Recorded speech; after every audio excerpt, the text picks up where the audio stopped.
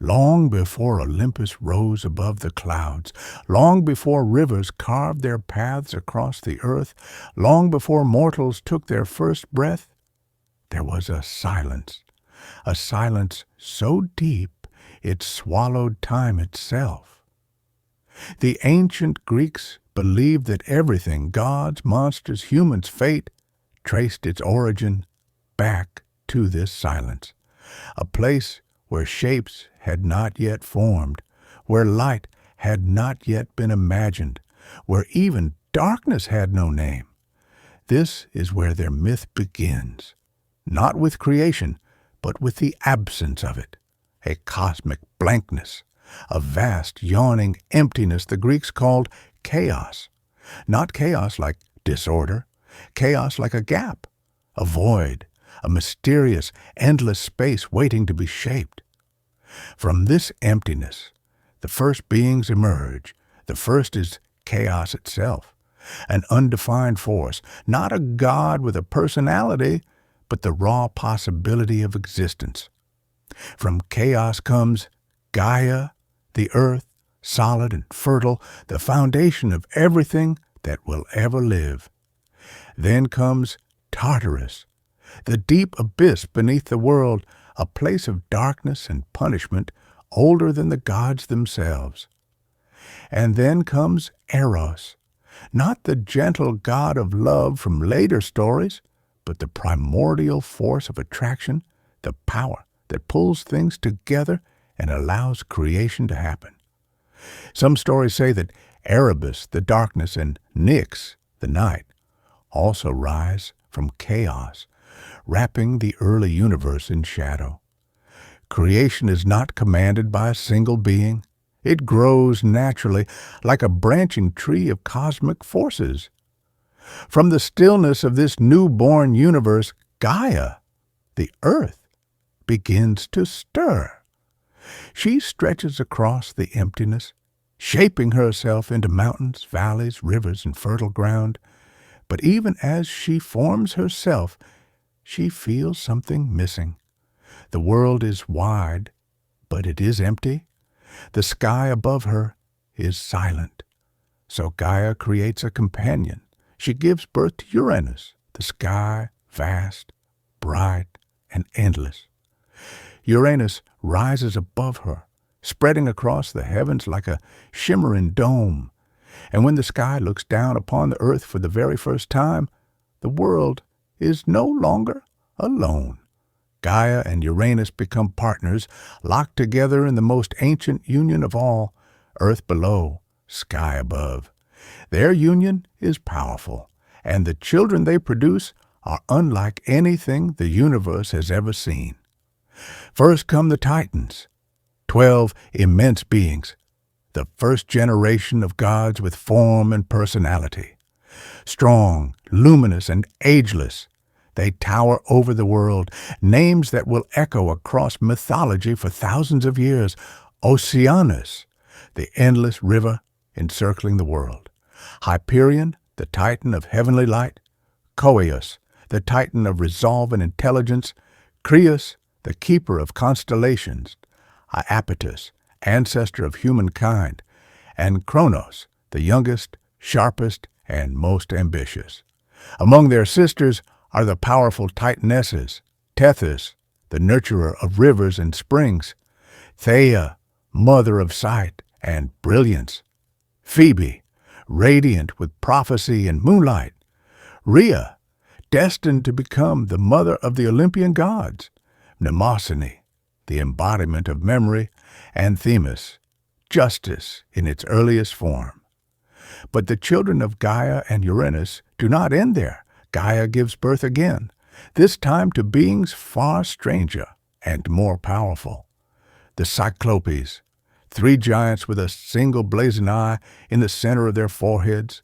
Their names, Brontes, Steropes, and Arges, mean thunder, lightning, and brightness.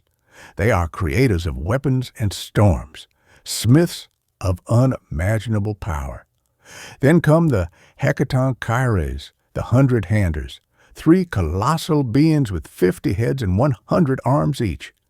Their strength is so vast that even the Titans fear them, but Uranus is horrified. He looks upon his monstrous children and sees not potential, but danger. Fear floods him, a fear so deep it turns to cruelty. One by one, Uranus forces the Cyclopes and the 100-handers deep into Tartarus, the dark abyss beneath the earth. He seals them away, burying them in a prison so deep that light will never touch them again. Gaia screams in pain, not just the pain of childbirth, but the pain of injustice, of her children being torn from her. The earth groans, mountains shake, and rivers surge as Gaia's grief turns to anger. She can endure it no longer, and so Gaia devises a plan, one that will reshape destiny. She gathers her Titan children, calling them to a hidden place beneath the earth. Her voice trembles with fury as she tells them what Uranus has done. She begs them to stand with her, to stop their father's cruelty, to free their imprisoned brothers. But one by one, the Titans lower their eyes. The sky is too powerful. Uranus spans the heavens. His gaze alone feels inescapable. None dare to oppose him except for one. Kronos, the youngest Titan, steps forward. He is small compared to his brothers, but sharper of mind, bolder of spirit, and hungrier for power. He says he will do it. He will strike against Uranus. He will free his siblings. Gaia, relieved and emboldened, creates a weapon for him, a curved blade of unbreakable stone, a sickle sharper than anything in existence. She places it in Kronos' hands. The earth rumbles beneath them. That night, Gaia and Kronos set their plan into motion. Gaia stretches herself across the land, hiding Kronos in a place where Uranus cannot see him. When the sky descends to lie upon the earth, Kronos rises from the shadows. With a single decisive strike, Kronos attacks. The sickle cuts through Uranus with a sound like the tearing of the world itself. The sky reeled back in agony. His blood falls upon Gaia, staining the earth and creating new beings, some beautiful, some monstrous, some destined to shape the future in ways even the Titans cannot imagine. Uranus retreats into the heavens, wounded and overthrown. His reign is ended, and Kronos, the ambitious, clever son, ascends to power. He frees the Titans who supported him. He declares himself king of the cosmos. The world is finally his, but the Cyclopes and the 100-handers remain trapped in Tartarus. Kronos, despite all Gaia's pleas, refuses to release them. He fears their strength just as much as Uranus did. So the cycle of fear begins again. Gaia's plan has succeeded, but a darker prophecy has already been set in motion. For Uranus, before disappearing into the heavens, speaks one final warning. You too will fall, Kronos, and your own child will rise against you. Those words echo across the cosmos, and Kronos listens, deeply, fearfully. He tightens his grip on the throne. His eyes narrow. The seeds of paranoia settle in his heart, and the story of the next generation, the story of the Olympian gods, is about to begin. Kronos stands alone beneath the sky he has conquered. The sickle he used to overthrow his father still drips with the echoes of the past. The Titans gather around him, pledging loyalty, reverence, and fear. This is the beginning of a new age, an age that later poets would call the Golden Age, a time before suffering, before war, before the troubles of humankind. The earth is fertile, the seasons follow gentle rhythms, and life flows without strife. But peace, as it often does, hides something darker. For deep within Kronos' mind, the final words of Uranus still echo. You too will fall, and your own child will rise against you. That prophecy becomes a shadow on Kronos' throne. It coils around his thoughts. It hardens his heart. And when his sister Rhea becomes his queen, and the time comes for her to give birth, fear tightens its grip on him. Rhea's first child, a daughter, is born. Her name is Hestia. But Kronos does not celebrate. He looks into the newborn's eyes and sees not a daughter, but a threat. Before Rhea can hold the baby close, Kronos snatches Hestia from her arms and swallows her whole. Rhea screams. The heavens tremble. The golden age shivers. Kronos wipes his mouth and sits back on his throne. The child is gone. The prophecy is delayed. Rhea, shaken and grieving, can do nothing. She is surrounded by titans loyal to Kronos, and Kronos himself commands the world. Time passes, and a second child is born, Demeter. Rhea holds her tightly, pleading with Kronos to spare her, but his paranoia is stronger than her tears. He takes the baby and devours her. A third child comes, Hera, a fourth, Hades, a fifth, Poseidon. Rhea's heart breaks each time. Her children swallowed at birth, imprisoned in the darkness of their father's stomach, alive but trapped, their cries unheard. The world is peaceful on the surface, but beneath that peace lies terror and sorrow. Gaia watches her daughters suffer. She watches her grandchildren vanish one by one. She watches Kronos repeat the cruelty of Uranus, and her anger grows once more. When Rhea becomes pregnant again, she flees to her mother, desperate and trembling. I cannot lose another child, she cries. Help me. Gaia, ancient and wise, places a hand upon her daughter. You will not lose this one, she says. Hide the birth, hide the child, and we will deceive the king. Rhea agrees, and when the time comes, she travels far across the sea to the island of Crete, a place untouched by Kronos' gaze. She enters a secret cave on Mount Dicte, where nymphs gather to help her. The air inside is warm and quiet. The walls shimmer with ancient magic. And there, in the hidden heart of the mountain, Rhea gives birth to her sixth child, a son. A child unlike the others, alert, strong, and radiant. She names him Zeus. But there is no time for joy, no time for tears, no time to hold him close. Kronos will soon demand to see the newborn. He will expect to devour his threat as he devoured the others. Rhea must act quickly. She wraps Zeus in soft cloth and gives him to the nymphs. They take him deeper into the cave where he will be raised in secret. Outside, Rhea gathers a stone roughly the size of a newborn.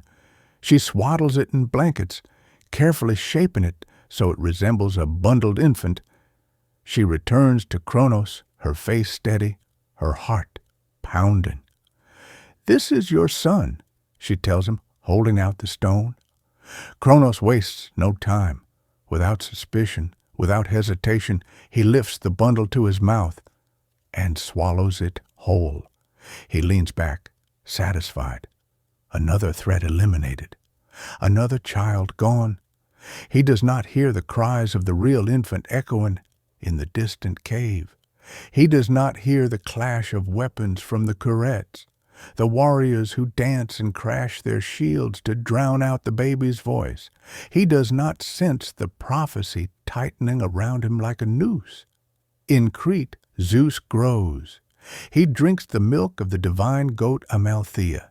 He plays beneath ancient olive trees. He learns to walk, then to run, then to wield the earliest spark of power. The world around him changes. Storm clouds gather when he cries. Winds shift when he laughs. The cave walls tremble when he grows angry. A storm god is rising, and far away, Kronos sits confidently upon his throne, believing he has devoured every danger. He knows nothing of the child who escaped him. Nothing of the future drawing swiftly nearer, nothing of the war that will soon engulf the heavens. The prophecy is not dead. It is alive, breathing, growing, waiting. The era of the Titans is beginning to crack, and the child who will break the world open has already been born. Years pass on the hidden island of Crete. Zeus grows from a child into a young god, strong, sharp-minded, and restless. He climbs the cliffs overlooking the sea. He practices lifting boulders the size of houses. Storm clouds gather when he trains, as if the sky itself recognizes its future ruler. But as he grows, so does his curiosity. Who is his father? Where is his mother? Why must he remain hidden? The nymphs, gentle and protective, avoid the truth. The Curettes dance and clash their shields, but offer no answers. Even the goat Amalthea cannot comfort his rising questions. One night, unable to quiet his mind, Zeus leaves the cave and stands beneath the stars. The same stars his father once shaped. A voice rises from the earth below him, deep, ancient, filled with memory. It is Gaia, his grandmother. "Zeus," she whispers through the stones, "the time for hiding is over." The ground trembles softly as she speaks. "You were born to challenge a king. You were born to free your brothers and sisters. You were born to end the fear that has ruled this world for too long." Zeus listens, breathless. Gaia tells him the truth, that Kronos devoured his siblings one by one, that Rhea saved him, that Kronos swallowed a stone in his place. Zeus's heart burns with anger. Lightning flickers across the sky. "How do I fight a god who eats his own children?" Zeus asks. Gaia answers with a name, Metis, the Titaness of wisdom and cunning. "She will guide you," Gaia says. "Find her, trust her, and together you will bring down the tyrant." Zeus travels across the sea, guided only by instinct and the whisper of the wind. He reaches the lands where Metis dwells, hidden from Kronos' paranoid gaze. Metis appears to him as a shimmering figure, sharp-eyed and calm. "I have been waiting for you, Zeus," she says. She explains that Kronos' power is great, but his fear is greater. Fear makes him careless. Fear makes him vulnerable. Metis leads Zeus to a sacred pool where the waters shimmer with prophecy. She mixes herbs older than memory, stirs them into a glowing liquid, and places the concoction in a simple clay cup. "This," she says, "will force Kronos to release what he swallowed." Zeus takes the cup, holding it tightly. "But you must be the one to confront him. You must be the one he does not recognize, the child he believed he destroyed the day you were born." Zeus nods, determination building in his chest. He returns to the land of the Titans, disguising himself as a wandering servant. Kronos' palace towers above him, carved from stone and shadow. Titans patrol the fields. The sky hums with power, and the air itself trembles beneath Kronos' rule. Zeus enters the court unnoticed, just another figure among the servants. Kronos sits upon his throne, massive and grim, the weight of paranoia heavy in his gaze. Though he believes he has consumed every threat, his eyes constantly scan the horizon. Zeus approaches quietly. "My lord," he says, bowing, "I bring a drink that will strengthen you." Kronos reaches for it without suspicion. He always accepts gifts meant to secure his power. He drinks the mixture in one long swallow. For a moment, nothing happens. Then Kronos clutches his stomach. His throne shakes, his body heaves, he coughs, then chokes, then roars with pain, and from his mouth comes a stone wrapped in cloth, the stone Rhea had given him. Then Another shape emerges, a goddess gasping for air, her eyes furious. Hestia. Then Demeter, trembling but alive. Then Hera, raging with divine fire. Then Hades, emerging with darkness swirling around him. Then Poseidon, coughing seawater onto the palace floor. One by one, the gods stand together, reborn, restored, furious. Kronos stares at them horrified. His worst fear has materialized before his eyes. Zeus steps forward. Lightning dances across his arms. Winds whip through the palace. The sky outside darkens, recognizing its true heir. "I am Zeus," he says, "son of Kronos, child of Rhea, the one you failed to destroy." The earth shakes beneath them. Waves crash in the distance. The air trembles with electricity. Kronos rises, ready to strike, but Zeus does not flinch. Behind him stand his newly freed siblings. Beside him stands Metis' wisdom. Beneath him stands Gaia's wrath. Above him swirls the sky he was born to command. The age of hiding is over. The time of war has begun. The throne of the Titans trembles. The universe braces itself, and Zeus, for the first time, calls the storm to his side.